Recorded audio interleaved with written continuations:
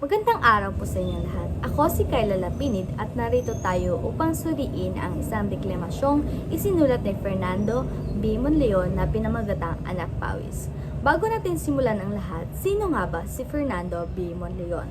Siya ay kinilala sa sagisag na Batubalani.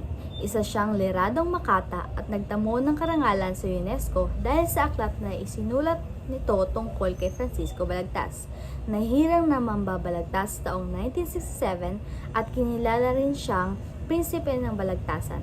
Ang kanyang mga akda ay nakasungkit rin ng karangalan. Halimbawa nito ay ang Alamat ng Pasig, Timpalak-Blanca 1958, Tres Musketeras, nobelang isinapelikula ng Sampaguita Pictures noong dekada 50, Anak ng Pasig, Karangalang Palangka 1964. Paglalahad ng tula. Isang tao, munting taong kahariay na sa bukid. May maliit na bakurang abot tanaw ng silahis. Nagtatanod, isang kubong kabahayay tila langit. Ang libangan halamang sa loob ay nagtatalik. Sa maghapon, ang kawaksi sariling mga bisig. Munting tao, hamak lamang, iyan ako, anak pawis. Sa kalapit na kaingin, dyan ako nagsusuyod. Isang kawal ng paggawang nakangiti kung mapagod. Ang ararong aking git, paduhapang kung lumugod. Habang yaong kalabaw ko'y hinahabol sa pag-isod. Diyan unang nadama kung ako'y anak sa pag-irog. Sa pag-ibig ako'y pusong naglalang ang pabusabos. Sa mga hulo ng bukirin, naroon ang isang sapa. Pakiwal pang gumigilid sa pilapil na mahaba. Doon ako nagsasakag ng pangulam na sagana. Biya, hipon, hitot dalag na sa putik nagagala. Bawat isdang mahuli ko ay parakip ng bathala. Kung tuhugin sa pagsuyo'y pumapalag sa biyaya.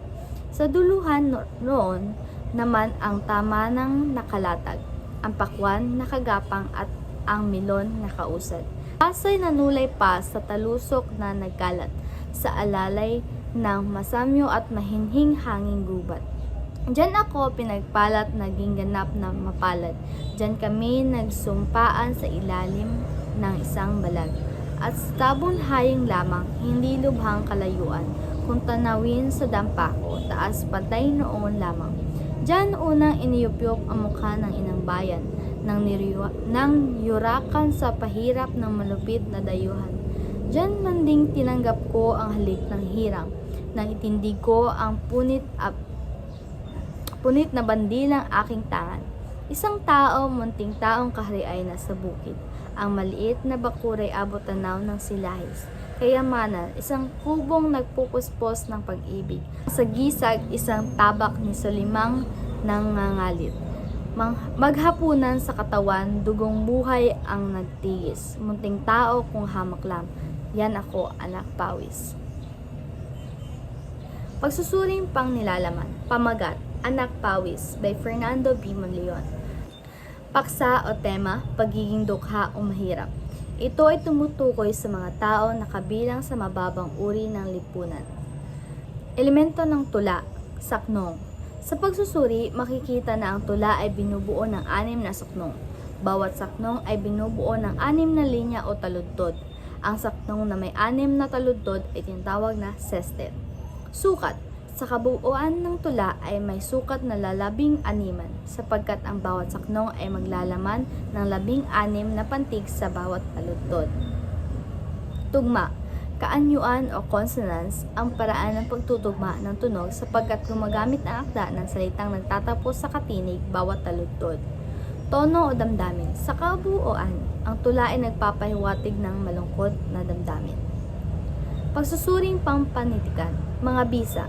Bisa ng damdamin. Nagpapahayag sa buhay na kanilang tinatamasa. Bagamat mahirap ang kanilang pamumuhay, ay nagpapasalamat pa rin sila sa konti at simpleng ani ng kanilang pagsusumika.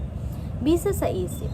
Kanyang inilarawan ang simpleng pamumuhay upang maintindihan at malaman ng mamabasa ang araw-araw na pagsubok ng isang taong nasa mababang antas ng lipunan. Implikasyon sa lipunan. Ang akda ay nagbibigay diin sa hindi pantay na pamumuhay sa ating lipunan. Ang mga nasa mababang antas ng lipunan ay naghihirap para lang makakain. Kung sino pa ang maiging nagtatrabaho ay siya pang umaani ng kakarampot. Bagamat ganito ang kanilang pamumuhay ay sagana pa rin sila sa pag-ibig at yun lang ang hindi matutumbasan ng kahit anong salapi. Pagdulog ng teorya. Dito makikita ang teoryang Marxismo dahil naglalaman ito ng antas sa lipunan at pang-ekonomiyang katayuan. Isinasiwalat ng may akda ang malaking kaibahan ng pamumuhay ng mga taong nasa mababang antas ng lipunan. Inilarawan niya ang pamumuhay at malaking agwat ng mayaman at mahirap. Yun lang po at maraming salamat.